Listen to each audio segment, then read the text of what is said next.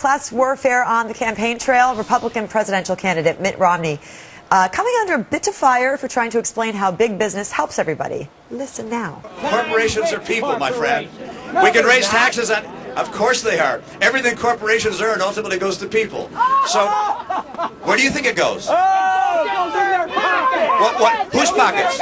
Whose pockets? People's pockets. Okay, human beings, my friend. My friend, yeah, right.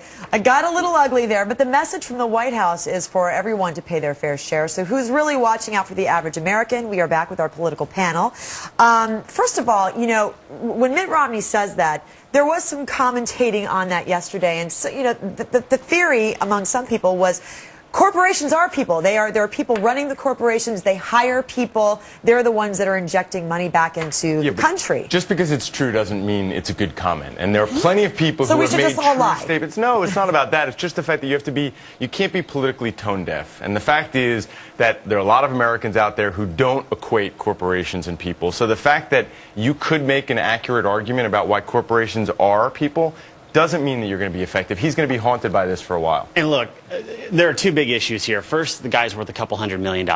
So he's out there protecting corporations. The optics on that are horrible. And yes, it will hurt him, and yes, they'll be hit. He'll be hit. The second one, he's correct. However, he was inarticulate in doing it. He should have flipped it and said, if we're going to tax corporations, take Coke. We'll tax a Coca-Cola 10%. What do? They increase the cost of Coca-Cola 10%, so you pay it. Corporations don't actually pay taxes. The consumers and the voters do.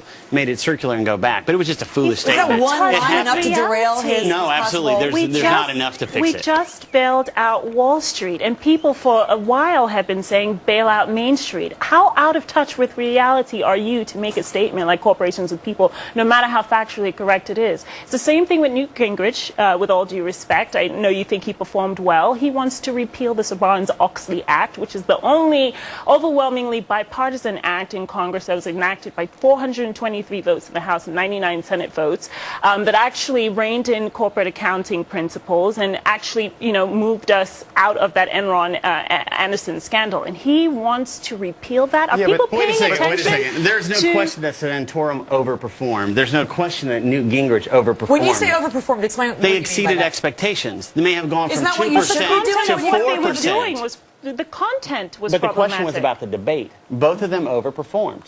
And that's what debate performance is all about. Absolutely. That's it's about the where are measure your of success. expectations and how well do you do and who No are you question. playing for. I mean, you can see one of the things that's interesting as we get to the Iowa straw poll is some of the candidates were looking at the camera because they don't care about the Ames straw poll. And other people were looking at the audience because they do care about the straw poll. So Michelle Bachmann, she looked at the audience. She cares about the straw poll. Mitt Romney, there may as well have been nobody in the auditorium because he was not playing to win the straw poll. He's playing, and he played that debate in order to continue. Romney's already won the straw poll, as has Perry. Yeah. Neither of them are engaging. So if they get any measure of success, they have won. They get to declare victory. Okay, but you can't. You have to pick one of them, though. So who do you think is going to come out on the straw poll? I'm going to flip it. I'm going to pick who will lose. Pawlenty will lose because he will not be able to exceed expectations.